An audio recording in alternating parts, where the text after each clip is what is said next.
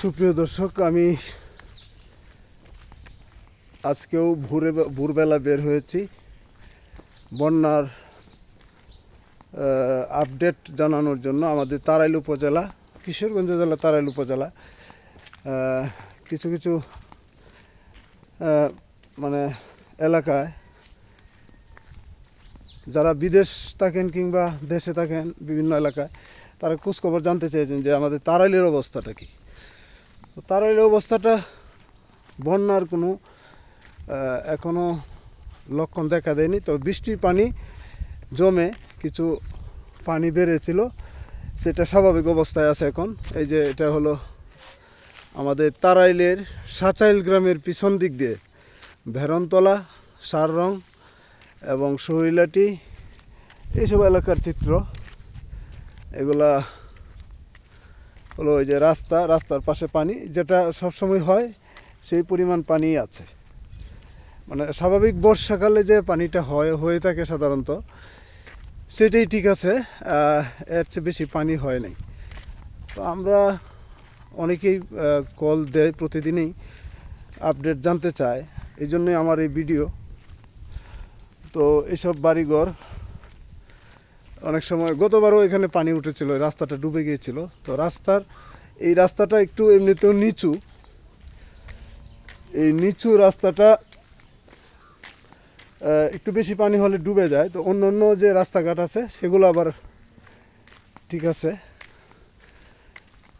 এইটা একটু নিচু এলাকা হওয়াতে রাস্তার পাশাপাশি পানি। তো এটা স্বাভাবিক পানি মনে করি আমরা, কারণ সবসময় দেখে আসছি যে এইটা এখন যে পানিটা আছে বর্ষাকালের জন্য, এটা হলো স্বাভাবিক পানি। এই রাস্তা ডুবে গেলেও স্বাভাবিকই থাকে, কারণ এটা নিচু এলাকা। আর যে বিশেষ করে উঁচু যে রাস্তাগুলো আছে সেগুলো তো আরও অনেক ইয়েতে আছে। তো অনেক শাপলা ফুটেছে ভোরবেলা।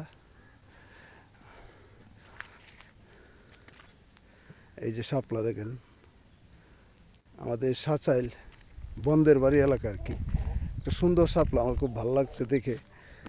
এই যে দেখেন, বন্যা হলে তো আর শাপলা থাকে না, আর শাপলা বন্দে, বিলে, খালে এগুলোতে জন্মায়।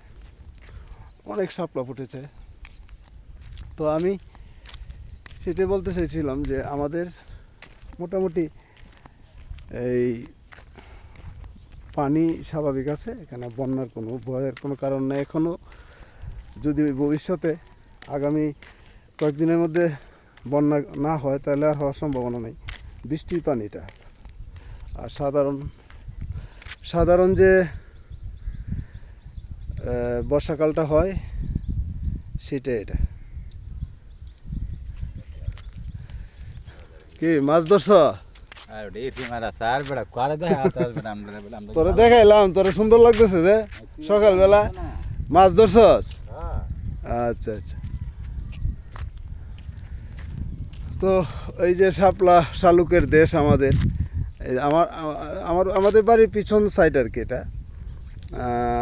আমরা যদি উপজেলা সদরে বাস করি, উপজেলা কাছাকাছি যারা চিনে না আমাদের এলাকাটা, তাদের জন্য বলছি আর কি। দেখেন শাপলা আছে এখানে, অনেক শাপলা ফুটেছে।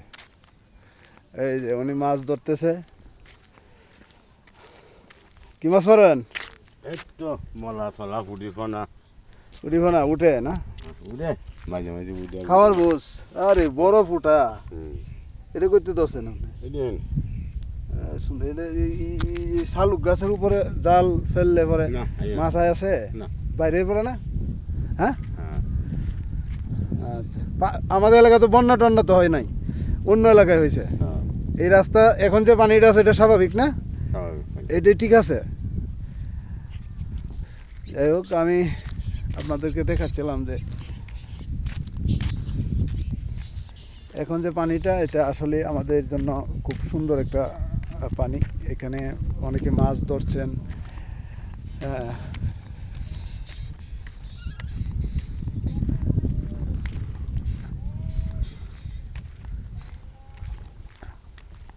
তো এটা হলো বন্দের বাড়ি এলাকা। আমি মানে বন্যার পরিস্থিতির জন্য অনেকেই ফোন দেয়, তো তাই ভিডিওটা করলাম আর কি।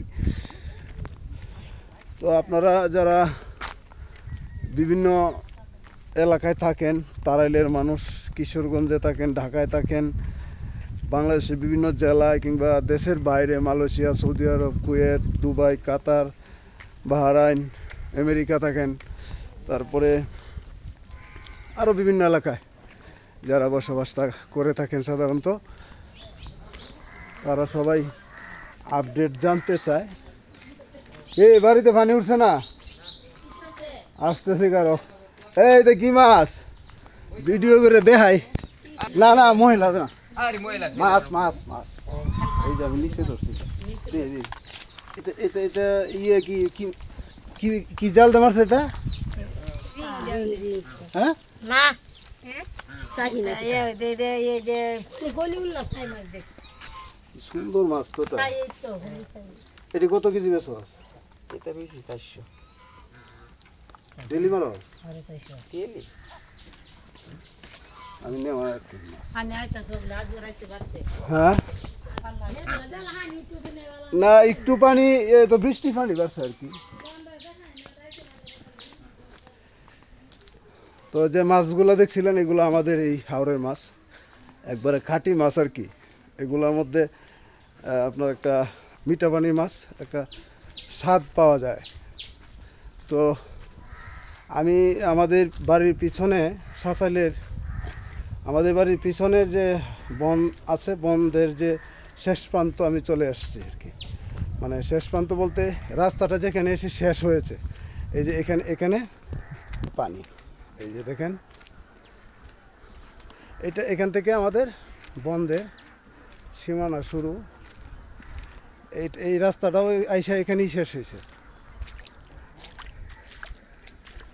এই যে এখানে হাঁসের ঘর আছে, যারা হাঁস পালে। আবার এদিক দেওয়া দেখা যাচ্ছে এই যে একটু মানে পাকা রাস্তা, পানির নিচে এই জায়গাটা আরও নিচু, এই জন্য।